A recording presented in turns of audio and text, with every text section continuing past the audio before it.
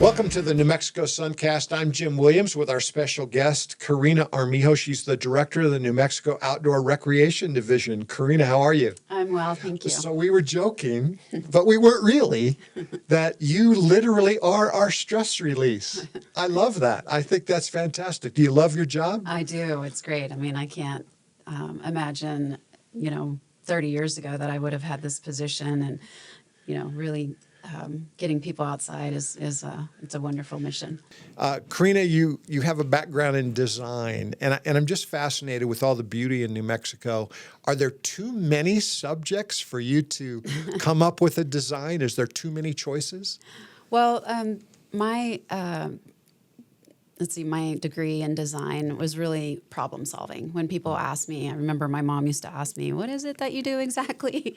And it's really problem solve. So when you have, whether it's an event or a business, or in my case, a division that has a mission, it's problem solving. And so creating a brand for that to make sure that people understand what we're doing is really important. So it's more fun because we're solving a certain problem. So it's not, we don't have everything to work with. We're very specific on the mission. So is it fair to say, based on the work you did in Taos, and obviously drawing some attention to that beautiful area, which is spectacular, the governor decided you might be really good to do that all over New Mexico. Yeah. So do you ever think about people that live here? Like, I've been here for a long time, and I get personally frustrated because you talk to people about, hiking to Williams Lake up on as you look at Owl's Run on the left side of the ski area.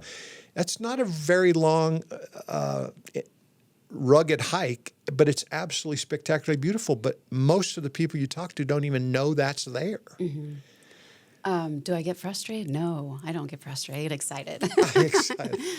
Because there's so much. One of the things that I learned being in this position, which I've been in for 2 years now, New Mexico is such a big state, and it has so many gems, outdoor gems, that even somebody who's been here 30 years, like myself, or somebody who's been here for generations, has generational families, I bet you could spend every day finding a new gem in New Mexico. So, so that to me is really exciting.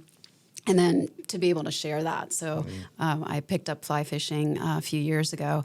And so I take my fly rod wherever I go. And if I have to travel New Mexico, I'll look on the map to see where's there a place, state park, that we have so many state parks that I've never been to. And I get to experience it for the first time so that I'm able to share that with folks. And that's part of our mission is to explain and share those outside spaces with our communities.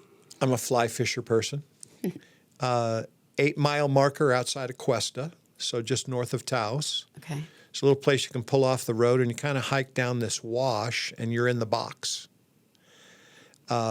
Spectacular. Okay. Fishing in the Rio Grande box is really a special place. For me, I have lots of memories there. Yeah. Somebody introduced northern pike to the river, which kind of damaged some of the native fish, but we're going to talk about that later. But again, I see people stressed out. We get stressed out. I mean, the New Mexico Sun and the Mexico Suncast, we're very frequently interviewing people about their political opinions and policy standards, and we try to give both sides of the aisle equal voice. So you're like a breath of fresh air to talk to us about fun things to do. Yeah. So tell us what the perfect outdoor day is for you. Oh, that's a good question. I try to get out pretty early to go find my spot on the river. I find that to be like right when the sun rises. It's so fabulous to just walk the rivers. And I've gone through different phases in my life of what things that I really love to do.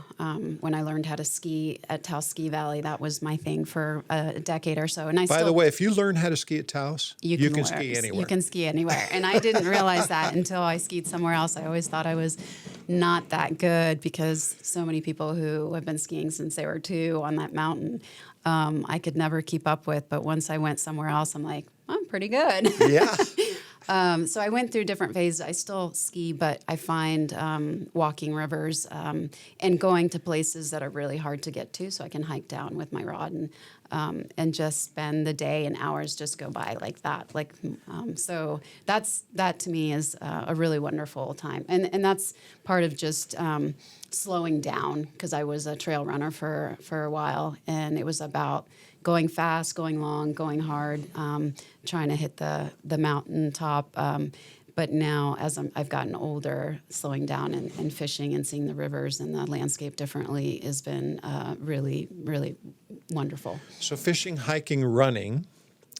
So I'm thinking those are kind of things that you've been focused on. Skiing a little bit. But is it interesting for you to find out, okay, there's people that like to rock climb.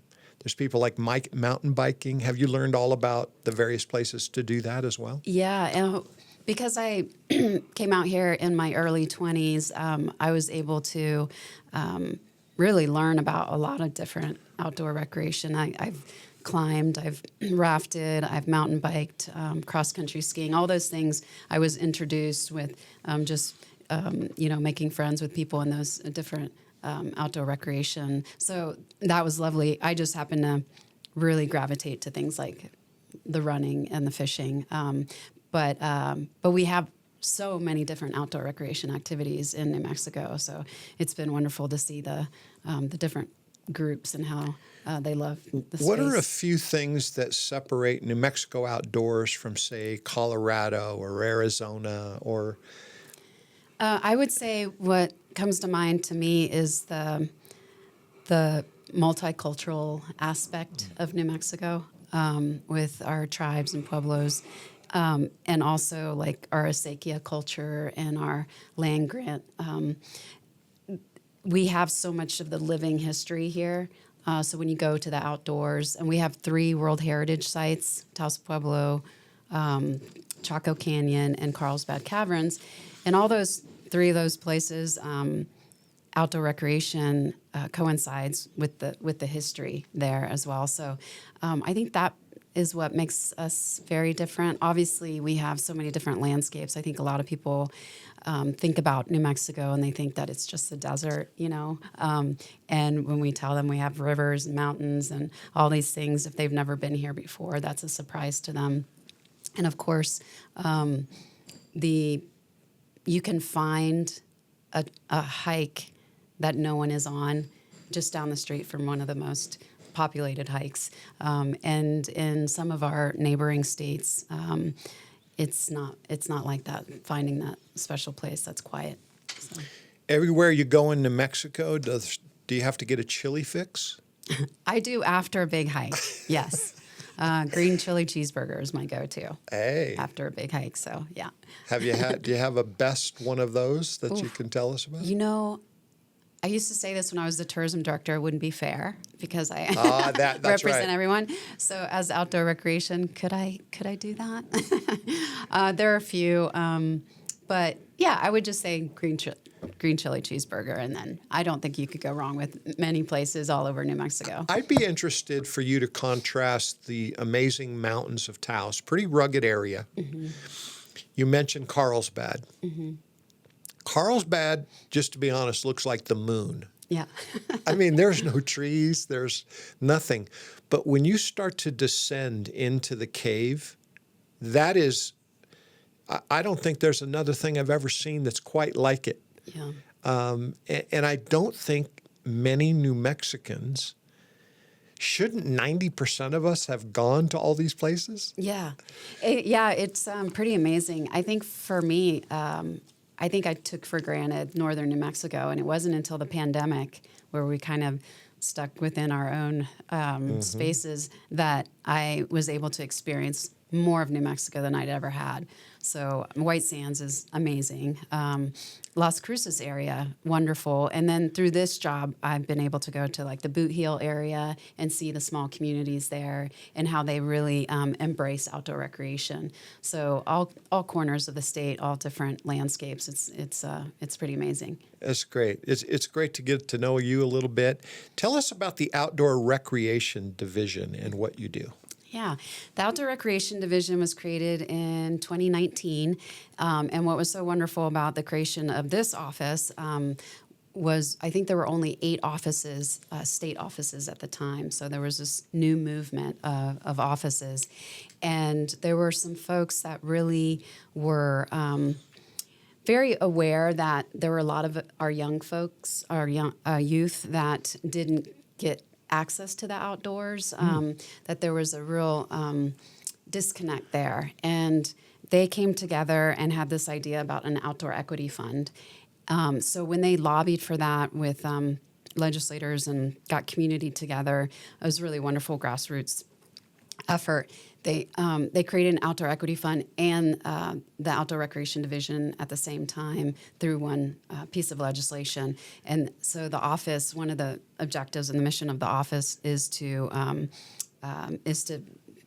deal with the Outdoor Equity Fund and make sure that all these youth get outside and have access to the outdoors. I kind of think, though, if their parents haven't been taking them, they don't know about it. That's true, and we do have a lot of some of the reports that we have, our final reporting for Outdoor Equity Fund. What we have found in the data is that the programs that when you get youth outside, that they can bring their families, they're more likely to continue to do that. Awesome. Fishing or just being comfortable outside. So those are really successful programs because, a lot of parents are really busy. And so this is an opportunity for them to enjoy the outdoors. And for the first time for, some of them to see their kids do these type of recreation. So I love that. What are your top priorities being the director?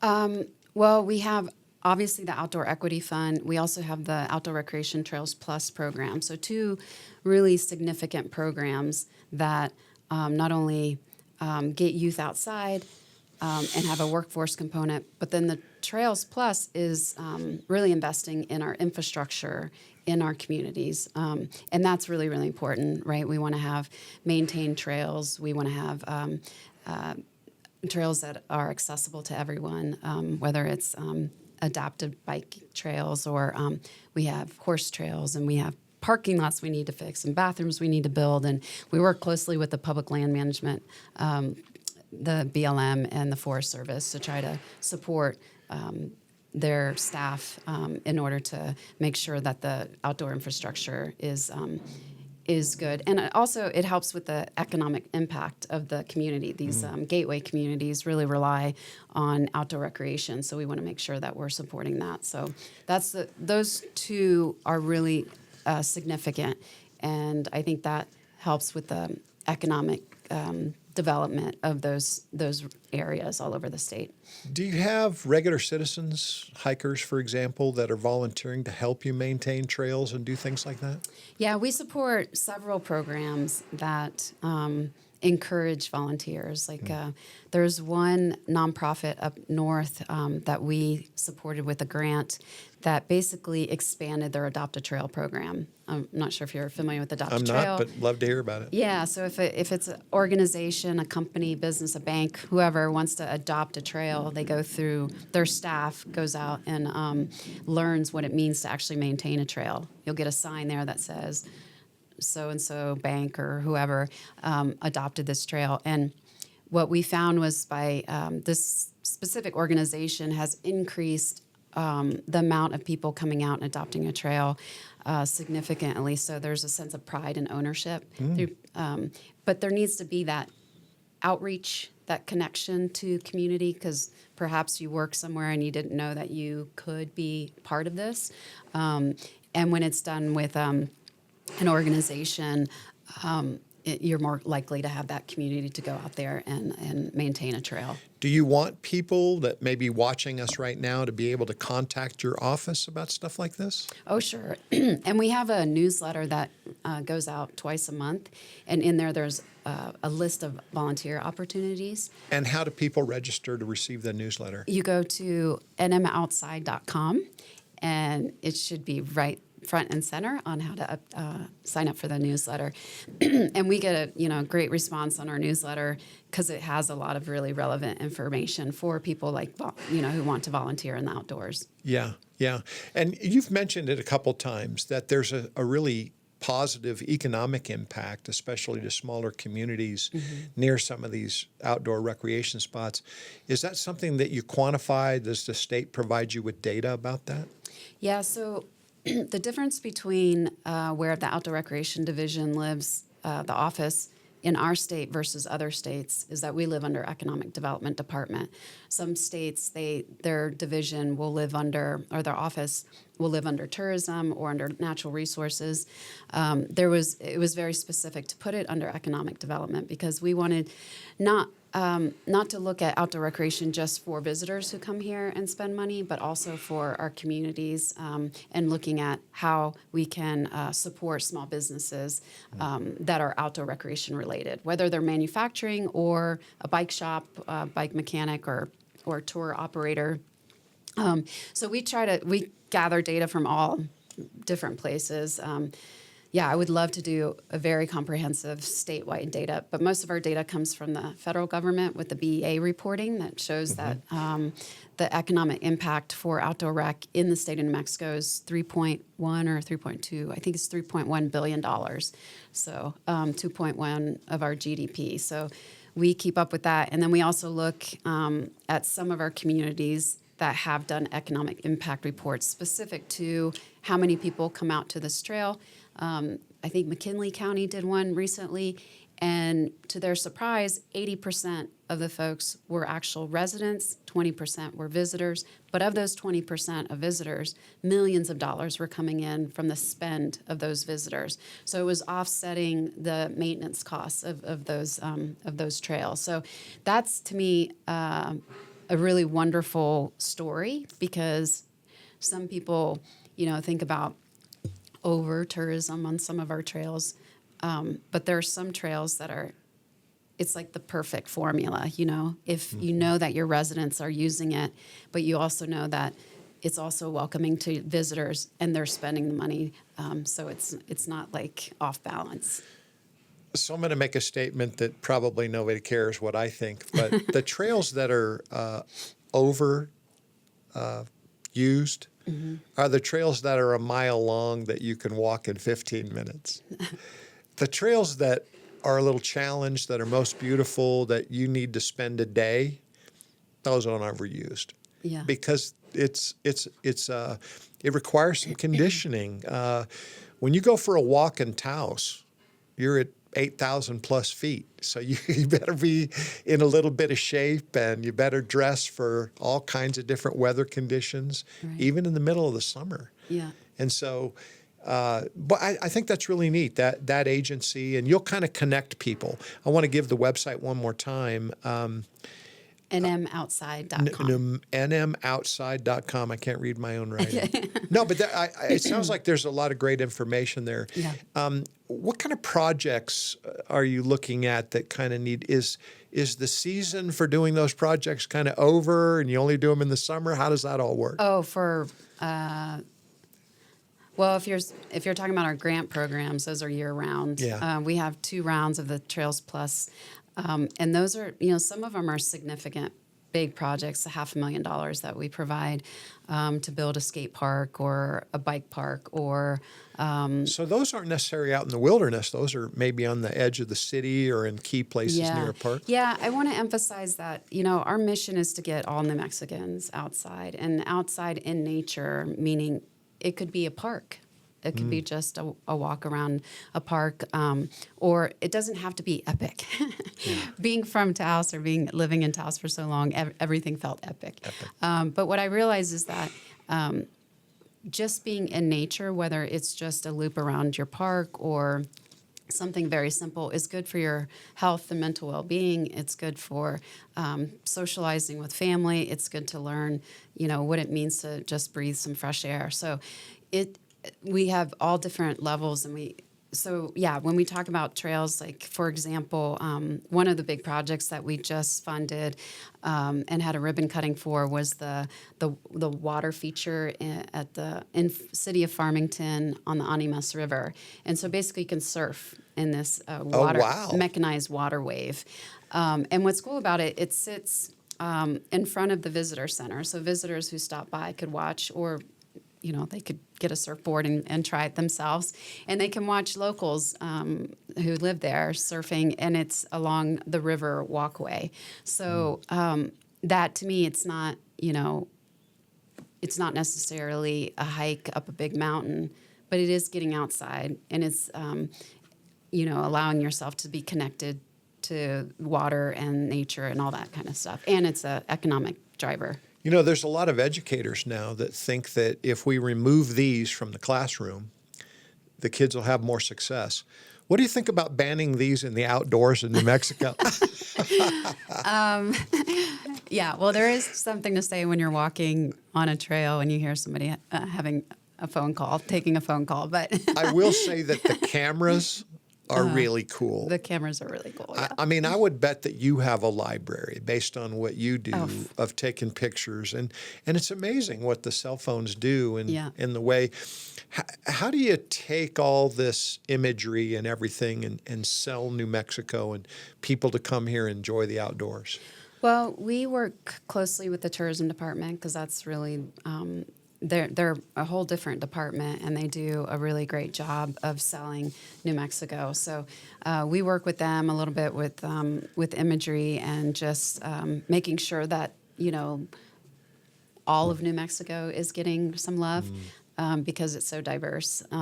So that's great. And again, that's only a small piece of what we work on. We work on the big economic development piece and supporting local businesses. We have an adventure pitch fest that is going to happen in November, and that's a pitch battle of companies that are in the outdoor recreation industry, and they get to pitch and battle each other into different rounds for $15,000 in prizes.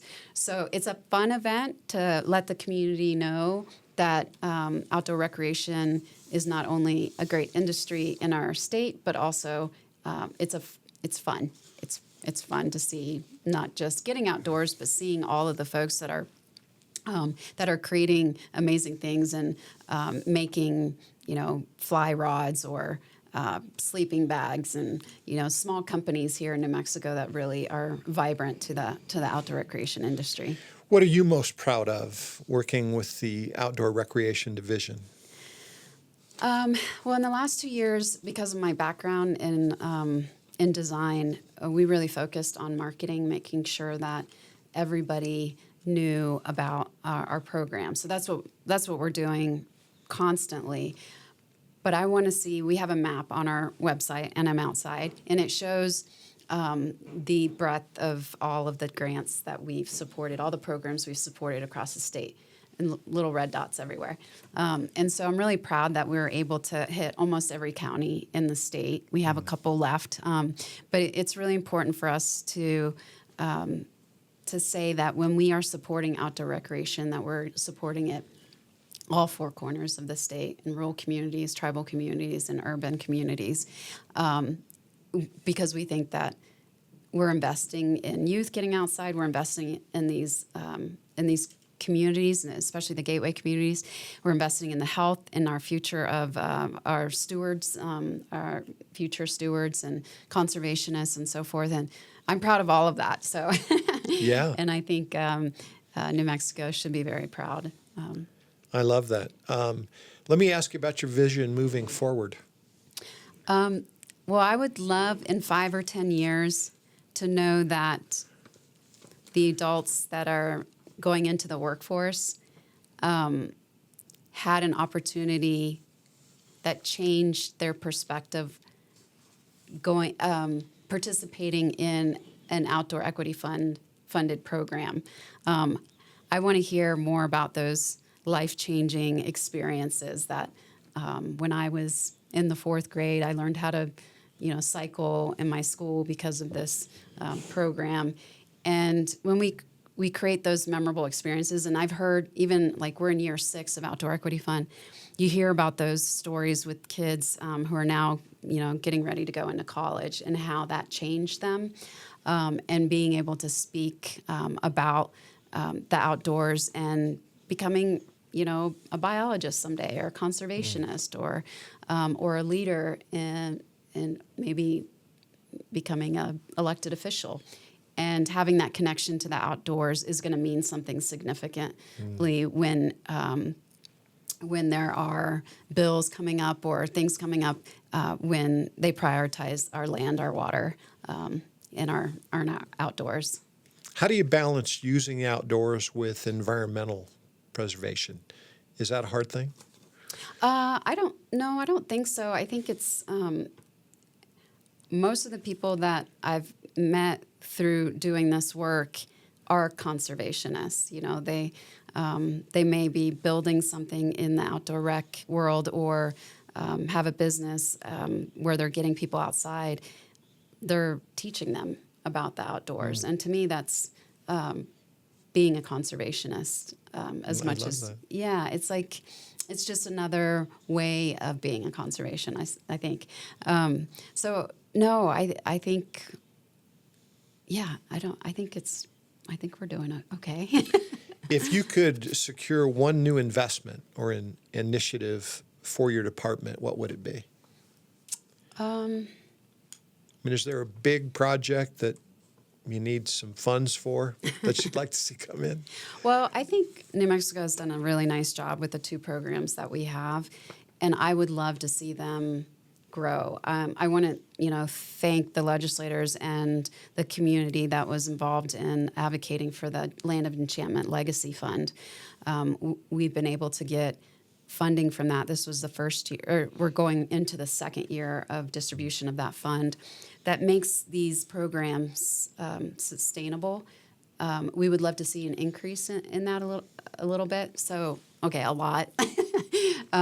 Just to see, because the good work we're doing, we could amplify that work tenfold. But I think we've done a really nice job, and I would love to be able to just get bigger funding more consistently, so it doesn't go up and down as much. And these communities that have decided that they want to invest in outdoor recreation can look to the state to support their endeavors. Yeah. Are there career opportunities based on, like, a young person coming out of high school? Could they look at a career opportunity that has something to do with the outdoors? Do those exist? Oh, yes. Well, there's so many. And I think that, obviously the typical ones that you hear about are working for the Forest Service or BLM, the state parks. But because we're under economic development, the part that I would love to see is when we get these kids outside and say they're mountain biking or fishing or horseback riding or learning all these new things, or they're learning about archaeology or biology or fish habitat, things like that, that they get sparked something in them where maybe they want to be a scientist, maybe they want to work at the labs and learn about manufacturing, how to, make a better bike. I don't know. But I think the idea of investing in our kids. By the way, outside, we do have a company in New Mexico that makes fly rods. I think we have several, actually. Yeah, I mean, and they make some serious fly rods. Yeah, I think there's one, if I'm not mistaken, makes bamboo fly rods. I haven't tried that. Yeah, and then we have, we have young people that I had met years ago that started making skis out of their garage, for example. Wow. So I think that, to me, I want to be able to make sure these youth understand that they can be sparked by that. And instead of saying, I'm going to go work for someone someday, maybe they say, I'm going to invent something, or I'm going to start my own business someday in the outdoor recreation industry. So there's possibilities. Yeah, I was talking a year or so ago with Brian Pletta, who owns Stone Age Climbing Gym in Albuquerque. And, of course, they have competitions and they train a lot of people. But what I didn't know is that they have a lot of groups that go from climbing on the walls in the gym to various climbing places all around the state. That seems like it would really be fun. That's just one example. There's also you kind of need to learn what you're doing when you're in the outdoors. Are there safety programs or concerns that you have? Absolutely, yeah. We have an advisory committee, and we make sure that on our advisory committee we have folks from the search and rescue and who are constantly reminding us that as we encourage more people to get outside, that also increases the concerns about safety. So, and not just safety, but the leave no trace principles and the 10 essentials and things like that. We're constantly making sure that that's on our website, that's in our newsletter, that when there's heat issues that we hear about, heat exhaustion, things like that, that we're constantly letting people know that those are things that they should be aware of. We also have funded some programs through the Trails Plus grant program to teach folks how to do, wilderness, what's it called? Training, like a search and rescue training. Survival kind of things. Yeah. So we've supported that as well. And the more we can do that, the better. I think we all could use, some help in understanding if it goes wrong, hoping it doesn't go wrong. But if it goes wrong, we all know what to do out there. Hey, as we close, let's revisit the conference that you mentioned coming up. The Adventure Pitch. The Adventure Pitch. Yeah. Talk to us about where that is, how people sign up for it. Sure. The Adventure Pitch Fest is November 6th, Thursday, from 3 to 7. You can find out more information on nmoutside.com. And right now, we're going to get ready to announce the finalists who are going to be in the pitch battle. But come out, take a look. It'll be fun. It'll be very vibrant. We're going to have, I believe, llamas there and maybe a pack burro. So there'll be lots of people, and you'll be able to really experience the breadth of outdoor recreation in one fun evening. So it's going to be at the Albuquerque Rail Yards. Oh. Yeah. Nice. Yeah. Okay. So nmoutside.com is where they want to go. Karina, you're welcome to come anytime because this is stress release for us and everyone around New Mexico. So I hope people will take advantage of the beautiful landscapes, the amazing geography that we have. And it is diverse. I mean, you're in Taos. Yes. But I bet you think White Sands is pretty cool. Oh, it is pretty cool. Yeah. I've never, just driving down, take a left at Owl Cafe as you're going down south and head to Carrizozo and you drive through all those lava flows and all that kind of stuff. I mean, we just have some amazing places that I hope people will enjoy. So thanks for joining us today. Yeah, thank you. And get outside. Yeah. Amen.